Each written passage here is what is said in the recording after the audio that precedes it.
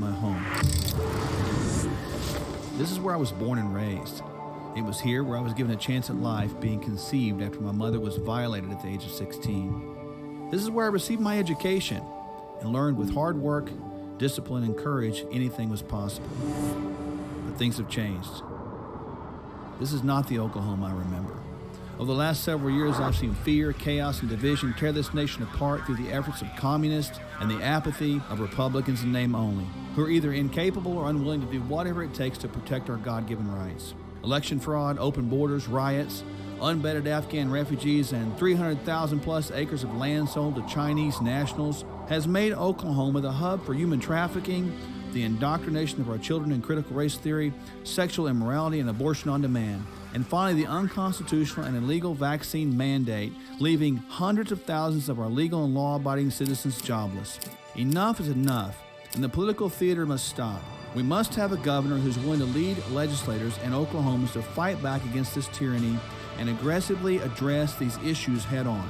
As the next governor of the state of Oklahoma, I will, in the first 100 days, initiate a forensic audit with canvases to ensure election integrity, secure Oklahoma's borders, stop all state funding to school districts who train or teach CRT to faculty, staff, or students, and end all abortions. Oklahoma, let's put our faith back in God, believe that nothing is impossible, and make Oklahoma free again.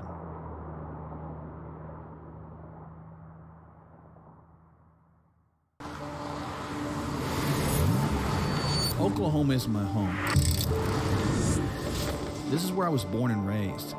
It was here where I was given a chance at life, being conceived after my mother was violated at the age of 16. This is where I received my education and learned with hard work, discipline, and courage anything was possible.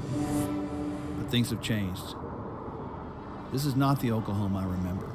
Over the last several years, I've seen fear, chaos, and division tear this nation apart through the efforts of communists and the apathy of Republicans in name only, who are either incapable or unwilling to do whatever it takes to protect our God-given rights. Election fraud, open borders, riots, unvetted Afghan refugees, and 300,000 plus acres of land sold to Chinese nationals has made Oklahoma the hub for human trafficking, the indoctrination of our children in critical race theory, sexual immorality, and abortion on demand. And finally, the unconstitutional and illegal vaccine mandate, leaving hundreds of thousands of our legal and law-abiding citizens jobless.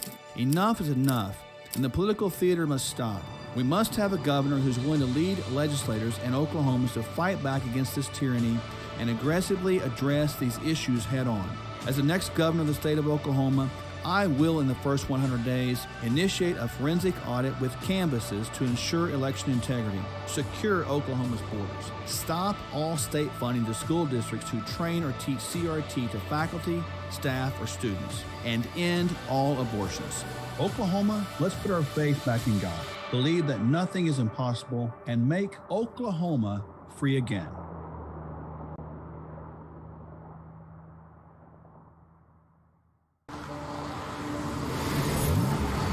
Oklahoma is my home.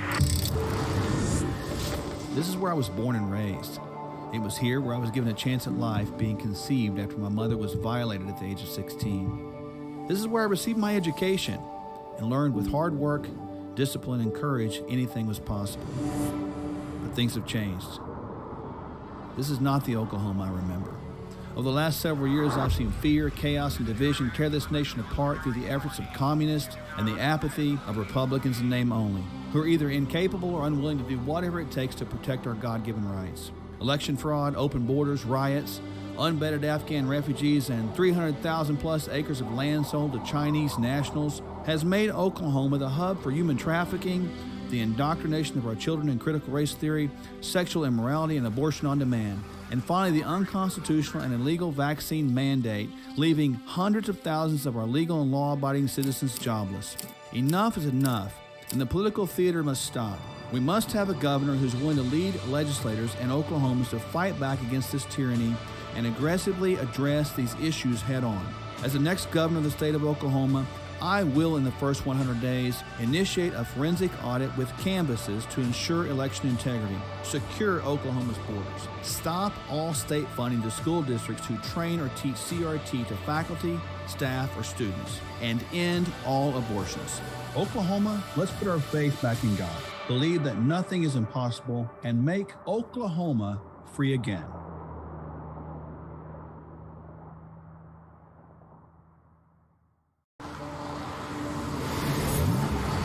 Oklahoma is my home. Hey everyone, welcome to another virtual town hall. I'm your host, Dr. Mark Sherwood, your 2022 gubernatorial candidate for Oklahoma. Appreciate you joining us on this fine Sunday, June the 12th, 2022. We have been all over this state. The last couple of days have been chaotic. In today and yesterday and Friday, we're closing out the 8th event. So it's been all over the place. Will tell you, my wife, my queen, Dr. Michelle, is hanging on tight, man. She's become a rock star as always, but boy, she has been with this thing, and I know you guys noticed that as well. I call her my queen, and as you guys all know, she's not just my spare rib, she's my prime rib as well. So with that said, I'm really glad you joined us tonight. We got an exciting virtual town hall tonight, so I want you to, as always, get your questions ready for our guests, which I'll introduce in about 5 minutes here, and understand that we're going to answer these questions live time. So we'll discuss various topics that you'll find extremely important, such as election, border security, the medical tyranny. We're going to talk about that head on with the expert that really sees it from a global picture and what it can do to our state and what it can do to our country and what it's doing to this idea of the republic from which we stand. But folks, with that said, I want to remind you that all of our events coming up, we have the primary coming up June 28th. All of our events can be found in our app, which is Sherwood 2022. You can see it right here. You got the wonderful logo there. Never bow down to tyrants, defy them. We have a duty, friends, to do that. Remember the founding fathers. There were 56 people that signed the Declaration of Independence, not 57 and not 5,600 and not 5,600,000. 56. Do you have the courage to stand in the gap? My wife and I do, and I believe you do as well. We've been around this fine state, and we've looked you in the eye. We've seen the passion. We've felt the heart of the people, and we the people got to stand up. I remind you as well that the 10th Amendment is clear. We the people and the states retain the power unless we specifically give that up to the federal government. So what did I just say? Listen to me carefully, friends, and I'm going to talk about this in our Sunday briefing a little bit later. We the people and the states are superior to the federal government. You got to get that, man, because many times we look to the federal government to solve our problems. But with doing that, we are giving them a responsibility that they were not equipped ever to do. The states formed the federal government. The federal government didn't form the states. We, the people, must stand firm on that. States have borders. States have capitals. States have governors. State has the two chambers of legislation. They have a judicial branch as well. States have capitals. We need to understand how that works. And by getting that once again, we will not be derailed or distracted by the contrary nature that is. We're talking now about, gun laws and all this at the federal government level.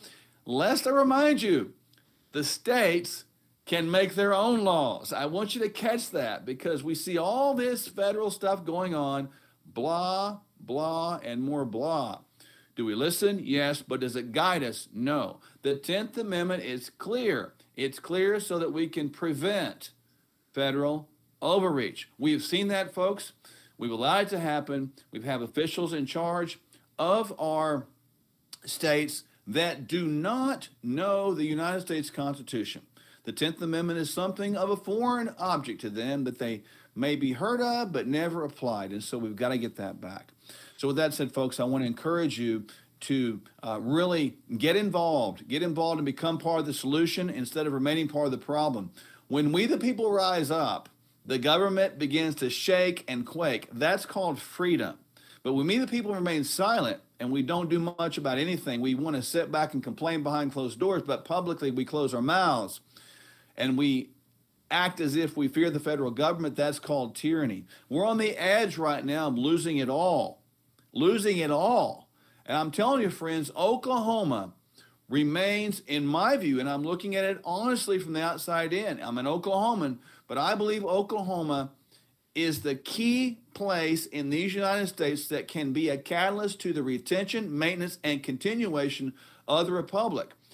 We have a chance, but all the states around us are teetering on the edge of losing freedom. The only other state that I've seen that has done what I consider a decent job is the state of Florida. I feel like Ron DeSantis has done a fine job. I think Kristi Noem has done some good things, but I believe also we can do more and should do more, and Oklahoma can lead the way. We've got to get the establishment out of the way. We've got to get the rhinos out of the way because they, in my book, are the problem. They're the problem. The establishment is real. It's big money people that don't give a rip about you, the people. They want to keep this monarch, this elitist kind of concept, and they don't have time for the people. We do. We love you very much. We care about you, as evidenced by the hard work we both, my wife and I, put in to get to know you. We've run around the state. We've been at the corner of the state throwing cow pies and the World Cow Chip throwing championship, all the way to the southeastern part of the state, watching my wife feed little baby goats, or lambs, I should say. What an amazing sight that was, by the way. But listen, we do love you, and remind you tonight, before I introduce our guest here, I'll be monitoring the Facebook Live feed. Questions, I'm on there to begin to prepare that. Now, with that said, our guest. Over the last several months, I've began to really have the opportunity to get to know our guest, Patrick Byrne. Probably a month ago or so, I got to sit down and spend about an hour with him and just got to talk to him. And for all the things, the accomplishments he's had and the people he knows, I will tell you, and he's listening to every word I say, he listened to me. He showed my wife and I genuine care, concern, and interest. And I appreciate that because that is something that is a bit of a rarity these days. But Patrick has treated us so well.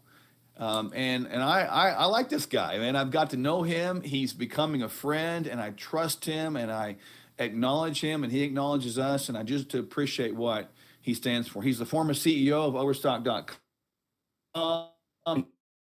and General Flynn is very open about endorsing our campaign to be the next governor of Oklahoma, are the co-founders of the America Project. And I can't wait for you to hear about that. Without further ado, welcome to the virtual town hall, my friend, Patrick Byrne. Patrick, thanks for being here, man. Dr. Mark Sherwood, what an honor to be on with you. And it is true. I always look forward to seeing you and Michelle at the shows, you and your gorgeous, lovely bodybuilder wife, Michelle. And you always have the firmest hand grip I've ever met in a human being. So it's always a pleasure to see you both and talk. So, gosh, thanks for having me on. And yes, I know General Flynn thinks the world of you and has endorsed you.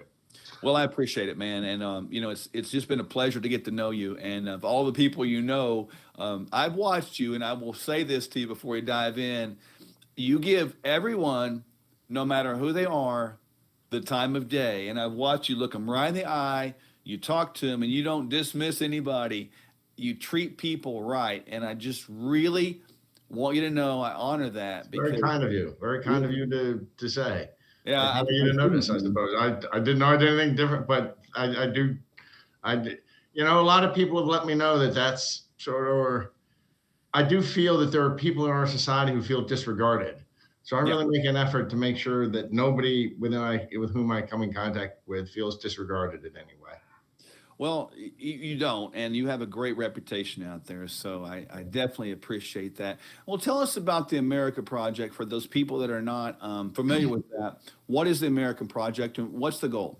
Well, the America Project is a 501c4, a nonprofit with a goal that's focusing on 3 issues. And so for that reason, I'm not endorsing a candidate because I run that, and we're not supposed to endorse candidates, but we fight issues. But given that General Flynn has endorsed Mark Sherwood, you can probably make the inference about how I feel about Mark and the fact that I'm on the show. But we are focusing on 3 issues: election integrity, medical tyranny, and border integrity. And because we think these 3 issues I think we're facing the extinction of the USA, frankly. I think that the last election, I don't want to let any cats out of the bag, but I think it was crooked as a dog's hind leg. as to how it was so obviously crooked, and in deeper ways than the laws and the people in charge of this have ever anticipated. But really, there's so much of our infrastructure that's corrupt; they just don't care. So, election integrity. We have one last chance in 21 weeks. Is the election 21 weeks to secure our country? The other two things, medical tyranny. I think that COVID, and I know you're a naturopath doctor and you know far more than I, but it has the reaction. I've had COVID and it's no joke. I don't mean to say it's a fake, but the reaction to COVID has not been driven by science by any means. Would you agree with that? Of course, doctor. Yes, absolutely. And then the third is border security. We see the collapse of the southern border as a national security issue. So we're all about fighting on those three issues: election integrity, medical tyranny, and border security. And I would say, can I close on something a little bit biblical here? Oh, of course, absolutely. There's an expression, and as a guy who was raised Catholic, I don't spend a lot of time trying to but I know the Bible better than most Catholics anyway. And there was this great concept I always liked, the shibboleth. And the shibboleth, it's Hebrew for like something insignificant, like a grain of wheat or something. I don't know. But one camp of Hebrews, of Israelites, could pronounce the word correctly. And the other camp couldn't say shibboleth. They could only say sibboleth or something. They couldn't make the schwa sound. And so that was the code word to get into one camp. And it has come to mean anything that's that lets you distinguish friend for foe. And I can say we have never in my lifetime had such clear shibboleths on friend from foe in politics of who is against. We always have these rhino mamby-pamby guys. You can't really tell. We now have three simple tests. How do they on election integrity, on border security, and on medical tyranny? Where do they stand on these three issues? And that's the clearest. We've never had such a way to filter friend from foe. So, Dr. Sherwood, why don't you tell us how how Governor Stitt feels on, how does he score on those three issues? Well, let's start with medical tyranny, because that's near and dear to my heart. Yesterday's heroes are now today's zeros, across the board, which I find is very tragic. But we go back to March 2020, and I was absolutely appalled. And that got me a little bit of righteous indignation, turn over tables kind of mad, if you will, because we had a governor who at that time said that you had to close businesses. He named essential versus non-essential. And incidentally, liquor stores, marijuana shops, and abortion clinics are deemed essential, while mom and pop stores were deemed non-essential. So we had business closings, right? How about churches? Were they deemed essential or non-essential? Churches were deemed non-essential, and churches were closed. And that was disgusting to me, because I knew the Constitution. I knew that government needed to stay out of church, and the churches just either didn't know any better or maybe weren't. I don't know. But the bottom line is and we still have many businesses around that mandate certain things, and he has made it clear that he believes that private businesses can do whatever they want. And of course, we have a problem with that because people are losing their jobs. We had 150,000 people over the pandemic lose their jobs, lose their livelihood, and lose their careers. That's one too many in my book. And then the interesting thing was, like a typical rhino would do, Patrick, waited a few weeks, a few months or whatever, then all of a sudden decided, oh, by the way, let's sign an executive order. We're not going to have close. And you come up with a solution. You take credit for the solution to override the problem you created. And it's typical. All right. Sounds like a politician. Oh, yeah. No question. No question. So there was that. And then with border security, obviously, as I was sharing with you before we went live, there are 300,000 acres in Oklahoma, which by calculation is more land purchased per capita than any other state in these United States by the Chinese Communist Party and their associates, by dummy corporations, because of loopholes that exist in Oklahoma under the guise of legalized marijuana. And now it's become a haven for drug trafficking, sex trafficking, weapons trafficking, as evidenced by a recent development that I've been privy to. Partnerships have been developed between the cartel coming from the southern border up through Oklahoma, and a recent bust, 11 kilos of fentanyl right here in this state, Patrick, enough to kill the entire population of the state. 11 4.5 million kilos. people. Crazy. Yeah. Well, as you know, I know something about the Chinese and the Chinese history. I speak Chinese. It was one of my 2 undergraduate majors. And I have this deep affection for China, like for my whole life. And I feel so ashamed of sorry, my cat has jumped up on here. He may try to get in the picture. I've had this lifelong affection for China, but I feel so disappointed. What they are thinking is this happened to them 200 years ago. The West, really the British, ruined them with opium. And their last dynasty, the Qing, had sort of been in a depression for a couple hundred years anyway. But that really, so they probably view this as just desserts for the West, and they don't really distinguish between us and the English and the Germans and the French. Just we're all those white people. Where the truth is, actually, if there's any country China ought to recognize has done. No country's ever had a friend like the U.S. really has been historically for them, including back to that situation. We had something called the open door policy, where I think it was like 1898. We convinced the Europeans not to carve up China. They were going to carve up China like Africa was carved up by Europeans. We kept that from happening, and yet here it is 120 years later. Believe me, the Chinese see us as the West, and they won't feel they have recovered from their hundreds of year slowdown until they have jujitsu'd us.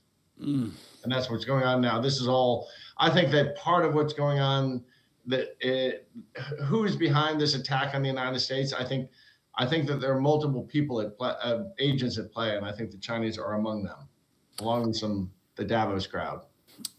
Patrick, do you feel, I mean, since you know China better than anybody I know personally, is it the people in general or just the leadership? It's not the people, it's the leadership, and it's not just the leadership. It's the extremists within the leadership. There's an old theory. There was a book in 1931 with the title something like The Nature of Political Revolution or The Structure of Political Revolution. It basically says revolutions eventually go to their most extremist element. The U.S. was the rare exception, really because of one guy, George Washington, who couldn't be tempted. But if you look at the French, the Russian, and the English, it's always, there's moderates within the Russian. There were moderates. There were people who looked a lot like us, the Duma, and then there were the Mensheviks who were like socialists, and then the Bolsheviks, the extremists, and power ends up going to them because they're the most extreme. And within the Chinese Revolution, there's really been 2 contending parties since the revolution. Well, it grew more than 2 within the Communist Party. But what's happened is the most extreme element within the party has emerged over the last 10, 15 years as in charge. So all this, here we have been since I was a kid. Here Nixon opened China. I mean, I bet you grew up, I don't know how old you are, Mark. You look so young, but how old are you? 49. No, I'm actually 57, actually. Okay, I'm 59. I grew up hearing, like, I know it sounds corny, but, if you didn't eat something, people would say, hey, there's kids starving in China. Yeah. I mean, I grew up with this great affection for, in this sense of the U.S. and the Chinese had history and gosh, after college, the guys who went back to China and like worked for the World Bank and did things to help the Chinese were looked at in my generation as, really wonderful. That was considered a very noble thing to do. But in the last 20 years, the China, we did from 1980 really to 2000 transferred so much technology and knowledge and taught them how to be. And then since 2005, they really have just been at more and more of an attitude of what have you done for us lately? And now they're basically of the position that, the China dream is to extinguish the U.S. or turn us into a vassal state is really what it includes.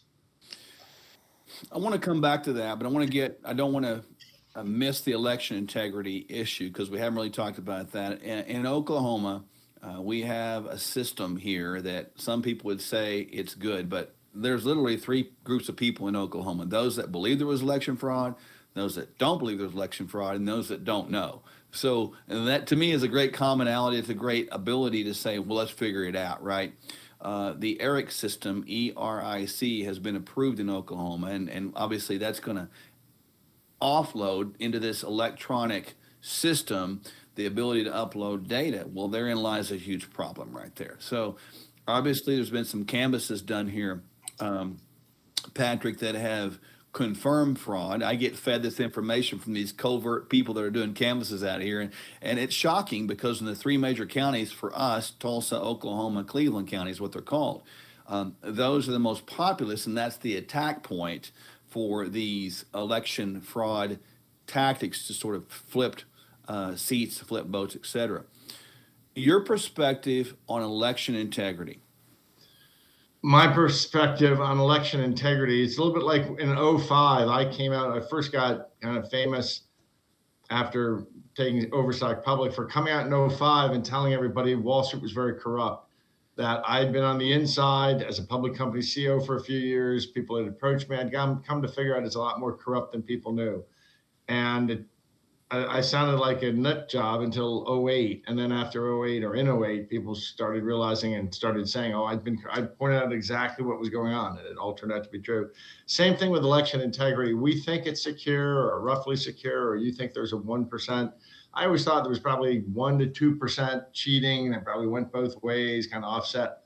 Turns out where they want to, they can cheat. They can manufacture 15 or 20% of the vote. Absolutely, they can change vote. Anything with a machine is insecure. There is no way any machine, if a toaster can be hacked, if it has a power cord, it can be hacked. The idea, and these machines turn out to be particularly porous. The federal government issued a report last week, 9 days ago, from DHS CISA that may as well be, if I may be so bold, the report may as well have been titled the Patrick Byrne was right again report, because they've come out with a report that it basically says these machines are junk and shouldn't be used because of 9 major security flaws, serious security flaws. And in addition, they may as well have said, are you following the Tina Peters thing in Colorado? Yes. Tina Peters, a county recorder who got an image of her hard drive made and compared before people came in to erase it and do a smash down, do a cover up. And so she made an image and then she made an after image. And when they got compared by computer scientists, yes, there'd been a complete wipeout of the data. But more importantly, even the before image, what they discovered was a secret within that image that revealed that during counting, there'd been a secret election created and stuff moved over, and 29,000 votes moved over, maybe 6,000 or more that they don't have any backup for. All this crazy stuff happened and wiped itself out. And that seems to have been a script inside the machine. But this is the professor emeritus of computer science of Texas A&M and a CEO of a white hat hacker company have written this together. And it shows, so everything that DHS came out a week ago and said, well, okay, we now admit these machines are extraordinarily vulnerable and this thing could have happened. It turns out that a month ago, some computer scientists, esteemed scientists, are now saying, okay, that's exactly what happened in Grand Junction, Colorado. That's exactly what happened. So now all the stories fit. The federal government says it happens. The computer scientists say it happens. The canvassing says it happens. It turns out, by the way, that the real thing you need to know is to stuff the ballot boxes. They first need to stuff the ballot rolls, the voter rolls. So all your work doing canvassing and cleaning up voter rolls, and is shocking. It's shocking. It's very productive. It's very productive for shutting down the mischief. I proposed like a 5-point plan, and I kind of want to get your take on this because we haven't talked about this like a lot. But 5-point plan was to obviously we have to do an audit, we have to do a canvass, we have to clean up the rolls, we have to make sure that the electronic machines go away, and we have to bring, I believe, paper ballots back and make it a chain of custody evidence issue with the local sheriff's department as the highest elected official within that county, and make it evidentiary where there's security involved and it's not released from that evidence until it's secured, until it's counted, a couple times over with law enforcement witnesses. So that's been kind of our kind of working template plan.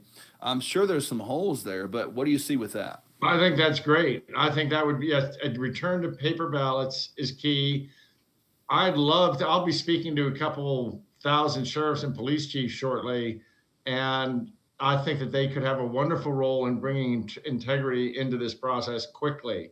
We Yeah. need them to bring it in quickly. They're all, we have somebody on staff at the America Project for 30 years. He worked at the State Department and related organizations overseeing elections in the developing world, uh, overseeing elections and transitioning to democracy. He says our elections compare unfavorably to Cambodia and Myanmar, Bangladesh. That they are so.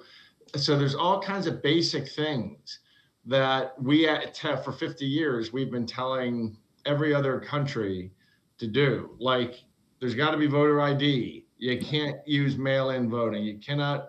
The mail system does not have anywhere near the integrity that you need, other than if it's like for cause. So mail. So just and getting the voter rolls, just doing those things. Also, ideally, you want rules that say when you begin counting, you got to finish counting. There's no such thing as interrupting counting. Also, you need, ideally, you want to count where the votes are cast. You want the counts really ideally are counted at the precinct level, witnessed publicly, put in a plastic bag, both parties sign each side or something, and then that is sealed up and transmitted up to the county level, things like that. There are very basic but improvements that are observed all over the world that we don't do, and that's allowed all kinds of cheating in. Far bigger than anyone understood before. Yeah, one of the step I left out was you have to have ID, you had to be registered, and you have to show up. That was you know, when you look at the idea of this, and I've actually, in all the campaign meetings, and I've been serious about this, I've asked the people, would you help count? And honestly, 90% of the hands go up in thousands of people across the states that I'm in. So we wouldn't have a problem doing that. I think people want it. I think they need it. Loaded question for you. Can we get election security back again in this country?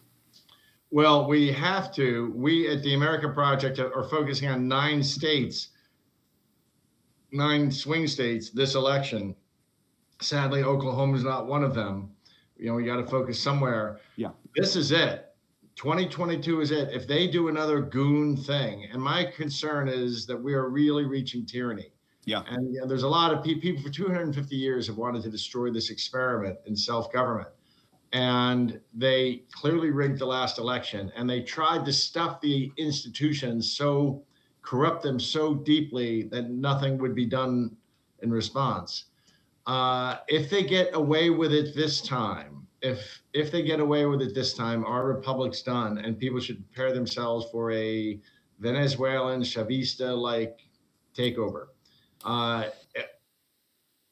If they get away with a rigged election again, which is why everyone has to work, observe. Ideally, you don't just go and observe in the precinct, which takes you about 4 hours of training to get qualified for. You want to work in the precinct, which takes you a day or two to get qualified for.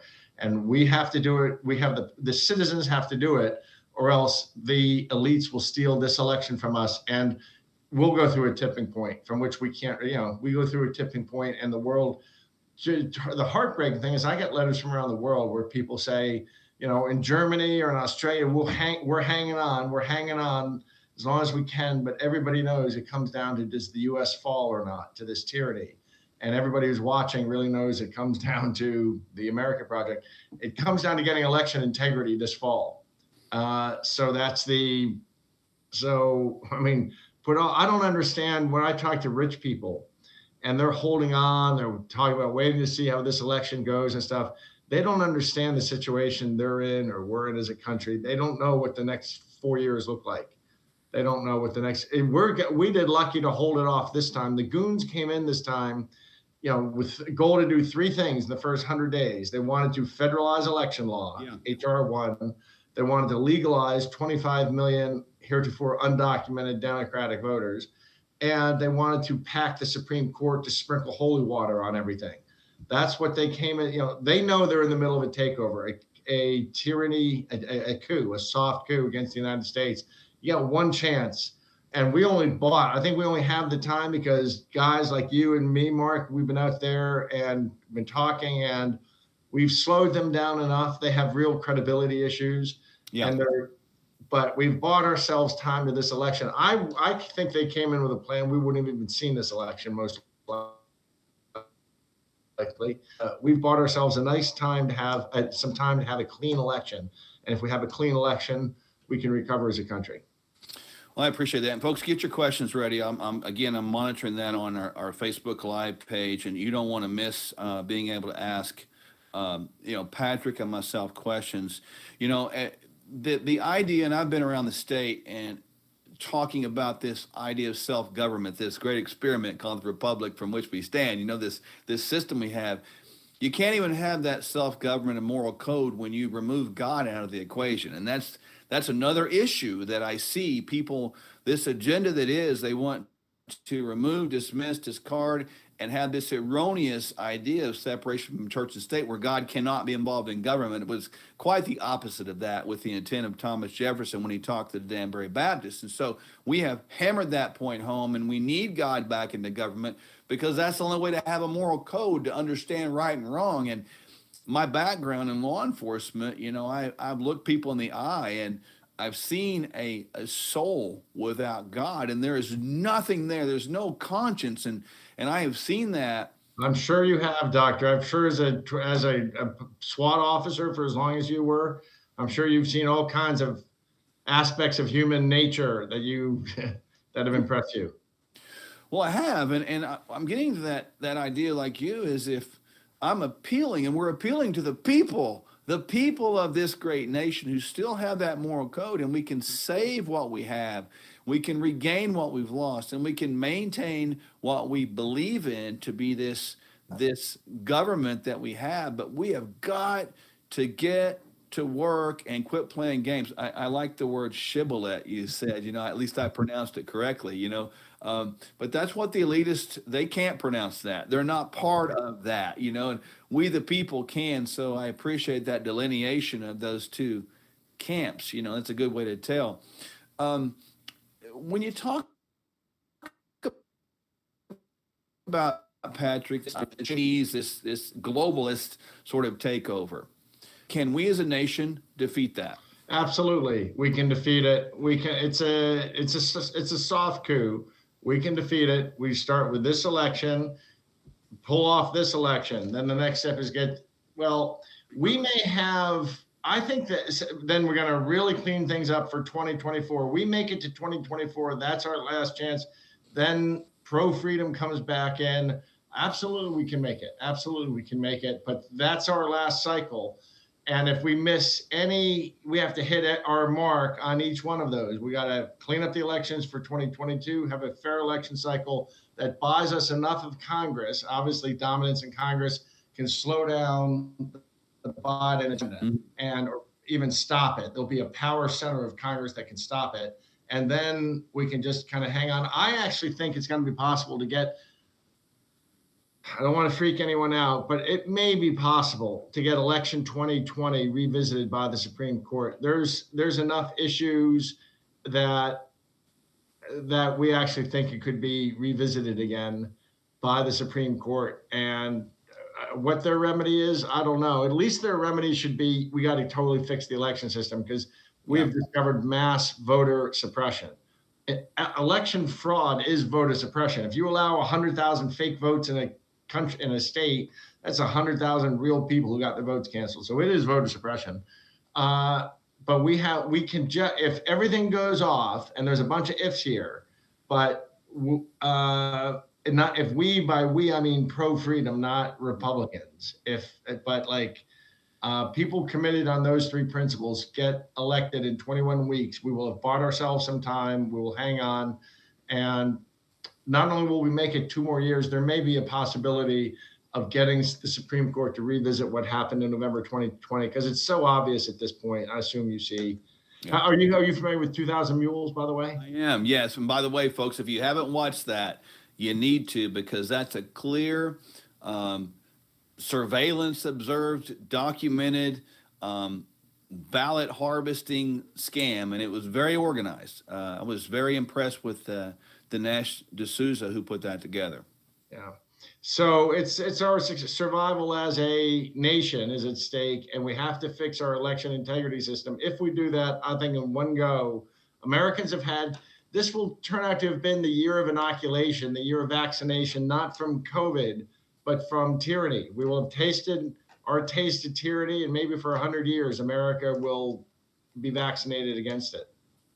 Boy, that's a good analogy. I'm gonna use that one because that's really good, because I understand from a medical point of view, the vaccination properly done is creating an antibody system or defense against something that you won't be affected in the future for it. And it has a great memory too. So let us understand what Patrick Byrne just said. Patrick, how important is it? You kind of heard me talk about that in the opening, the idea of the state sovereignty issue as it ties into this dilemma we have with borders, election, and medical tyranny. It's really important. I have here one of my constitutional law books. It's all, people have to understand the fundamental nature of the deal. And the fundamental nature of the deal is that we individuals have rights, natural rights. And sometimes that is expressed from a religious tradition that says God made us in his image and we have these rights. Sometimes it's expressed in the words of a fellow named John Locke. John Locke was this great political philosopher who wrote a book that our founding fathers all read. And it just is through pure reason you can figure out what natural rights we are born with. And then we trade them in. There's some things we can't do individually that we can do collectively. So we trade them into government and to empower it like it's a corporation, a plumbing corporation. We're giving it some powers to do some things that we can't do ourselves. And it only has the powers that we gave it. And if you hired a plumber, and I'm polite to a plumber. I hire a plumber, I'm grateful to the plumber, I'm thankful to the plumber, I'm polite to him, but I never forget I'm the guy paying here, and I sort of give him the instructions. I do so nicely, but I give him the instructions. We as citizens, we and then our states created this entity, and we traded in some powers, some of our rights away to it, to empower it to do some things that we couldn't have done. Yeah. And we as states or individuals, there are some things we couldn't have done, and there's a nice list of them in the Constitution. It's called Article 1, Section 8. That's right. And it's really just a list of the things that the states and the people can't do as individuals. Like you can't set your own weights and measures. You can't provide, you can't really defend the country state by state. You have to have a common defense, things like that. But that's all it was. So we created this entity to do those things. And now that entity has become like a plumber. If I hired a plumber that came in one day and started saying, hey, don't ask what I can do for you, ask what you can do for me. And I'm going to start telling you what to watch on TV, and I'm going to start telling you what you can put on, you'd start saying, wait a second, fella, you're gotten real confused about the nature of this relationship. And that's what has to happen with the states and the federal government. I like how you put that, because, by the way, there's 18 of those powers listed in Article 1, Section 8. There's not 180. And the analogy, folks, I hope you caught this, that we're seeing is, if we use the analogy that Patrick used, we have created a corporation to hire the plumber to do a job that we weren't capable of doing, and the plumber comes in and does his job, great, that's cool. But if the plumber comes in and starts trying to fix your dinner for you, to fix your roof, to mow your grass, to tell you how to sit in a chair, that plumber has exceeded his boundaries. That's overreach, and that's tyranny, and we've transferred too much. So I appreciate how you described that, Patrick, and hopefully people see that, because that's exactly what's happening. We've gave the plumber inadvertently too much power, and that is like unfortunate. And now look at what's happening. To federalize our elections is just the opposite of what we need to do.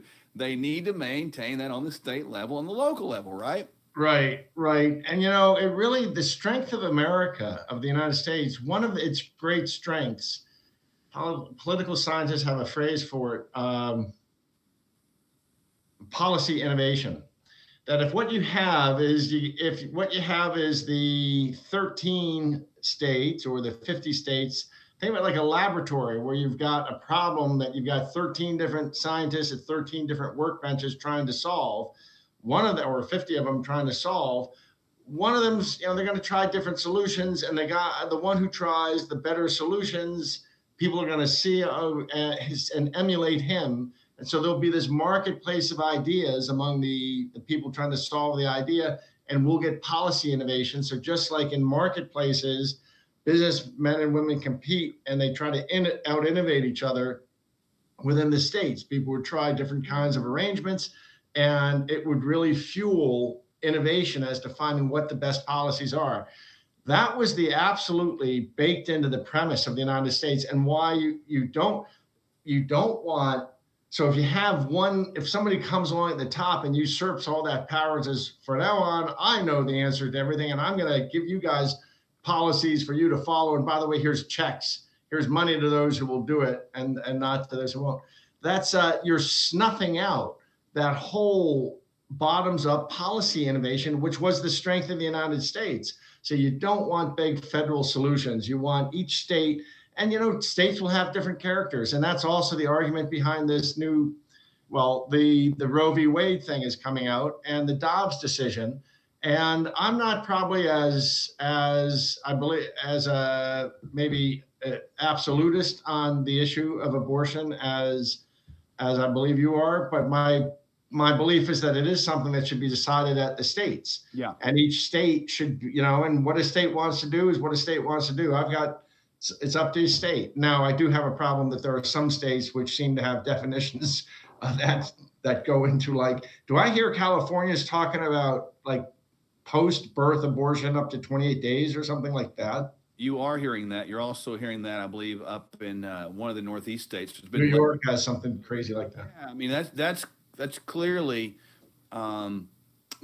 murder. I mean, there's no way around that. That's a misdefinition. That's demonic. I don't know how else to say it. I mean, that's just horrible. But there's been discussions about that. But I'm with you. It needs to go back to state level. And there are states that are extremely conservative, like the state of Oklahoma, that would believe that life really begins in God before it's even conceived on earth. Therefore, all life is valuable. So at conception, that's the time where there's a brand new DNA, a brand new being. It's not just a property of the mother, it's a property of itself. So therefore, the rights are maintained with that, from the Constitution. And there are people that view it differently. I mean, I happen to be a product of a rape situation. So, it's hard for me to look at myself like, that's heavy.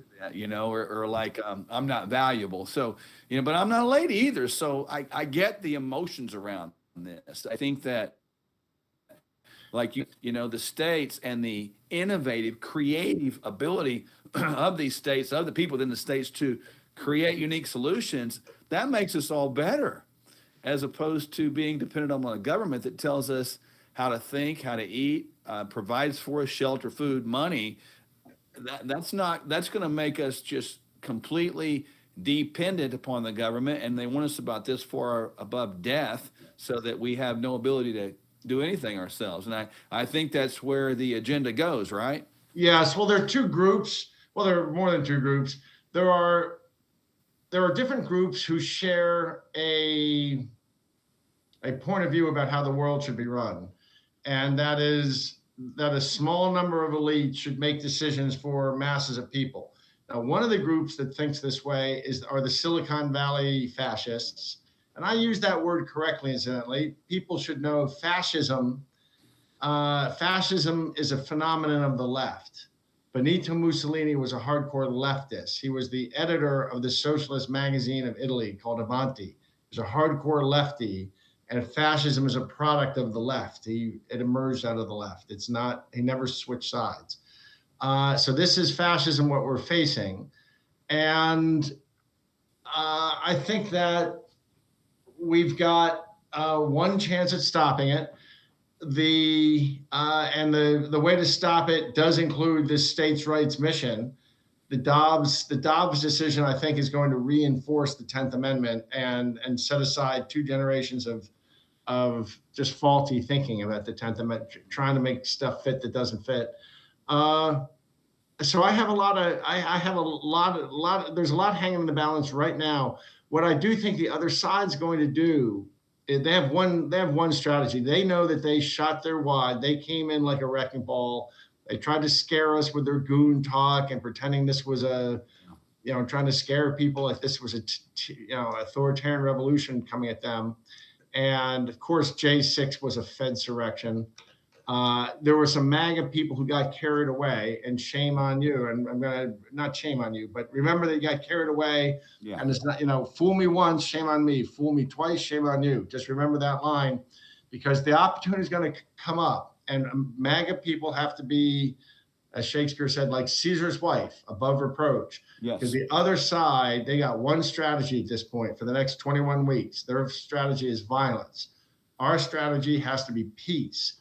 We've got to turn the other cheek, take all that. They're going to be spending the summer, a summer of rage, probably in response to this Dobbs decision. We're going to be about turning the other cheek and taking in all that rage and resentment and expressing it at the ballot box and working in the citizens reclaiming the election process. Yeah, I agree. And to that point, too, as the summer of rage is going to come upon us, the summer of violent protest, I'm agreeing with you.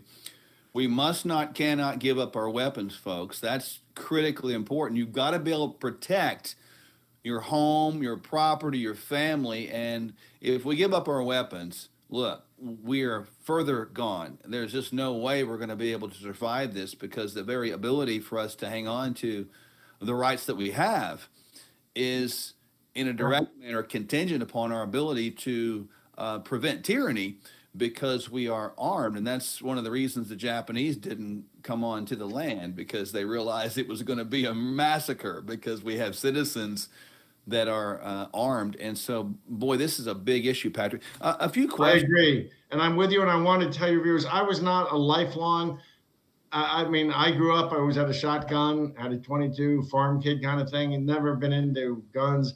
Sometimes it looked like the people who weren't into guns maybe fetishized them to me a bit too much. And I knew there was always this argument that, well, ultimately it keeps our nation from turning into a tyranny. I thought, well, that was that was a little quaint, probably didn't have much application anymore.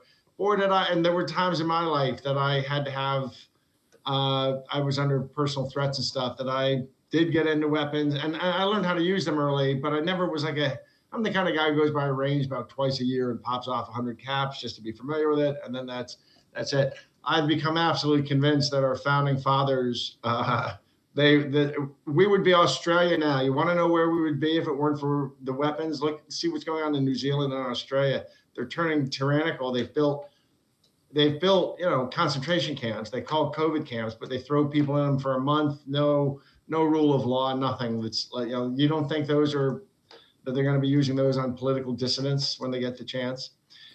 So I am a big believer. I was always would have told you I support the Second Amendment. And when I carried handguns when I was in jeopardy in various times, death threats kind of thing. But I guess I didn't see the political ramification as clearly as I do now. And here's something funny. Do you know who Dr. Naomi Wolf is? I don't. Oh, she's a doctor of sociology or something. She was a Rhodes Scholar, and she was over at Oxford and one of the founders of, I think, what they call third wave feminism or something. So a leftist of some remarkable pedigree, an intellectual. She's a little bit younger than I am. Intellectual, fantastic pedigree, and generally you would call left. Advised Al Gore, advised the Clintons, things like this. She has been, I wouldn't say red-pilled. She's a wonderful writer, and she is slowly bringing some sense to the left, and came out this week with an essay on the Second Amendment. I can't believe this, that from this, if you went back 10 or 15 years, this is one of the most prominent, if not the most prominent living feminist in the world. She's come out with a beautiful essay. It's probably the most beautiful essay we've ever seen. You or I, Mark, we could never have generated an essay like this. It was so beautiful, and it was about from the point of view of a woman and how she got basically red-pilled because she became confident with guns and has a shotgun by her bed, and then just realized it changes her whole life. Yeah. not feeling this vulnerable woman thing anymore. So this beautiful essay by Naomi Wolf, people should take a look at. Essay by Naomi Wolf. Folks, write that down right now, and we'll even put that in the feed. We'll look that up and put the link there because I want you to catch this, because truth is there if we just look for it. But if you don't look for truth, you won't find it. That's a principle that we all should understand. Patrick, a couple things here that I want you to catch, and I want to ask a couple questions here. Somebody's asking, what do you do about the primaries coming up? I know we got the big November elections. What can be done about the primaries? What's your off-the-cuff answer about that? Absolutely. Two things. Everything is canvassing the voter rolls and make sure they're clean. Secondly, working in the voting, working on primary day in the precincts. Get yourself certified to work in the precincts and work in the precincts in the counting and such. But in the meantime, there are tools like iv3.us is a tool that Greg Phillips, who's behind True the Vote, he some states are in this, some are not, but in some states there are tools that you can actually sit there and from the comfort of your own home, look up and down the street and say, okay, that house over there has got 2 people I know registered, and I know both of those people. This one has 3 people. Oh, that's that couple and their kid at college. Okay, here's this house with 17 people registered. I know that can't be right. I know that, report it, and then track it through the process. There are now tools that let you sit and just look at your own neighborhood, clean up your own neighborhood. So one of them is iv3.us. I don't know. ID as in David or IV as in Victor? IV as in Victor, India Victor, iv3.us. So that lets people clean up. If you have that in your state, you can help just sitting in your own home having Cheetos, or we hope, Mark and I hope it's something better than Cheetos. Cheetos, fruit. Fruit. You can sit in your home and help clean up your voter rolls, which makes a big, it all begins there. Patrick, where can people follow you and find you right now? Go to americaproject.com. Americaproject.com. You can also find me on Rumbles. My personal social media is on Locals.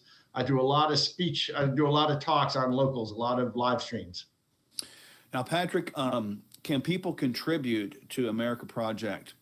How do they do that? America Project, people can contribute to. Just go to the America Project. It's very simple. It's a 501c4. Your donations are hidden. They're not tax deductible, but they are. The list is hidden from the public. Is that the difference between 501c3 and 4? Yes, sir. A 501c3 is a charity that you donate money to and you get a tax deduction, but your name is public. A C4 is typically more political. You donate, you don't get a tax deduction, but your name is hidden from the public. Got it. Okay. So again, and the government, unless they do something like issue search, where they can come and seize your computers, but it's even hidden from the government unless they do something special. Oh, that's great. So it's americaproject.com, correct? Yes, sir. Got it. So we're going to put that in the free, as well as also iv3.us. I want you to get that. And somebody's looking up the Naomi Wolf essay as well. So we got all that. Patrick, wow, man, this is like a very enlightening, awesome conversation. I appreciate you. This has been good. We rolled through this, and it's crazy how time flies. Man, I've got a few closing words, so stay with us on that. But and in closing, 30 seconds for the good. What do you got? Well, I wish you the greatest of luck. America can absolutely be saved. An old English line from Beowulf is, fate often saves the undoomed warrior when his courage endures. I'm sure we've both been in situations that looked hopeless, but if you just keep putting one foot in front of the other, you get through it. And we can do that. And it's through people like you, Dr. Mark Sherwood, who I'm so thrilled. Well, I can't give an official endorsement because I'm running a 501c4. I can tell you my friend, General Mike Flynn, thinks the world of Mark Sherwood and thinks that Oklahoma couldn't do any better. So good luck, Mark. Well, I appreciate that. And folks, before we sign off here, I just want to remind you that what we talked about tonight, border security, election integrity, and medical tyranny. Those are three key issues. And all of us have experienced all of them and are still experiencing all of those here in the state of Oklahoma. We have to stand up right now and be heard. Folks, it's getting involved is the key. The founding fathers right now from their graves are screaming at us, do you remember what we did? It's the blood of our founding fathers screaming freedom. Do you remember what it took to get freedom, folks? Are we really at that place in life we're willing to fight for what we believe? Folks, we have to. Our children are depending on it. Ronald Reagan said we're one generation away from losing freedom. Folks, we have passed that generation. We've got people now that do not even know the fog as to what we talked about tonight. It's our job, yours and mine, to hang on to what we have. The best way to gain freedom is to understand two principles. Number one, freedom is not a spectator sport, not in the least. You have to get involved in the game. And number two, freedom does not come just because you're born an American. Freedom is coming from what we experience and what we do with our actions. It doesn't pass down through bloodlines. It's passed down through the shedding of blood. Whole different concept, whole different idea. So remember those two things about freedom. Make sure you visit our app, Sherwood 2022. Go to our website, sherwood2022.com. Find out where we are. I know we have a great event tomorrow night in Tahlequah, and then Tuesday night we've got a great town hall with Chris Ann Hall, who will discuss a lot of these state sovereignty issues, and she's got a lot of great information. I know her, a great lady, great attorney, great head on her shoulders, and a great patriot as well, so you don't want to miss that. A bunch of stuff coming up. If you're supposed to give towards this campaign, you need to do it. This is good ground. I don't apologize for that one bit. We're all about God, the Constitution, and the people, and we will honor each and all with our life if need be. My wife and I love you very much. We appreciate all your support for us and all the kind, calls, emails, text messages we get all the time, and we're in this thing. June 28th is the primary. Get out and vote. When we get in there, I promise you this, we will do everything that Patrick said and more. We will represent these United States well while being example for the whole country to see on what a state is supposed to do. You got to put the right people in office. You have to, folks, that believe those three principles and understand them. Know the word shibboleth, because when we look at that, you're able to see the difference between a rhino and a real person who loves the country. Get the politicians out with their nonsense and bring in statesmen and stateswomen with their common sense.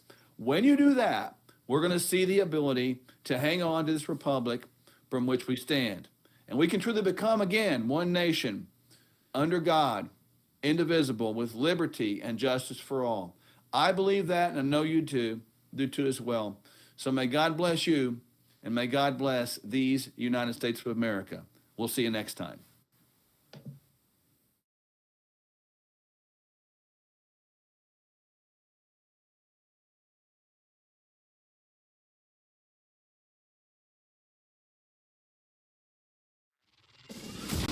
We have up is down, left is right, bad is good, confusion. And God is not the author of confusion. God wants to bless America, but it starts with his people first, repenting and the ending of sin. We have been in ministry the last 20 years. It was in prayer that the Lord began to convict me to run for office. And so I'm excited about Dr. Sherwood stepping up to the plate. This is a man after God's own heart, who will not compromise with the devil. He's bold, he's courageous. I'm Nick Vujicic. Warren Hamilton. I'm Jake Merrick. And I endorse enthusiastically Dr. Mark Sherwood as governor of Oklahoma. The ending of slavery happened with total abolishing of it. We must see this as well for abortion. It's America's Holocaust. We still have abortions in Oklahoma. How can you be pro-life and have one abortion? Why not stop it right now? And I make a commitment right now that I'm going to do everything I can to completely abolish abortion in the state of Oklahoma within the first 30 days of office. Vaccine mandates that are being rolled out right now are entirely unconstitutional and unbiblical. Every state that's a member of these United States, that's a member of our union, said we'll abide by the Constitution. That's why we don't tinker with it too much. So I believe the word mandate doesn't equate to law. I am a big believer in the 10th Amendment, and that means state sovereignty. I would propose that every single business owner in Oklahoma that's affected by that ridiculous mandate push back and say no, because they don't own you. The federal government does not own you. We need to own that amendment, understand what it is, and not be afraid to push back. We have to understand where critical race theory came from. Obviously, it comes from the Marxist handbook. And if we preach this and promote this, we end up a Marxist nation. It is not social justice. It is not anti-racism. It's actually racism in its purest form. The very thing Martin Luther King Jr. talked about, we're not going to allow this to be taught where we judge by the color of our skin. There's one race. It's called the human race. I'm not going to apologize for being white. I'm not even white. I don't even know what I am. Kids in school need to be taught how to live life. Right now, we're teaching them theories about how to hate. That's not education, that's brainwashing. We will not do that under my administration. We will fine every school that does that, and if they don't like it, they can take their education and find another state that will accept that nonsense.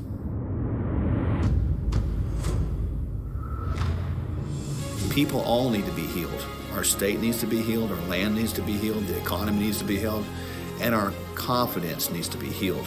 Our hope needs to be restored. God has gifted us as healers. We know that we're called to not just heal people individually like we do, but we know now we're called to heal a group of people called the state of Oklahoma. My name is Mark Sherwood, and I'm running for governor of the state of Oklahoma.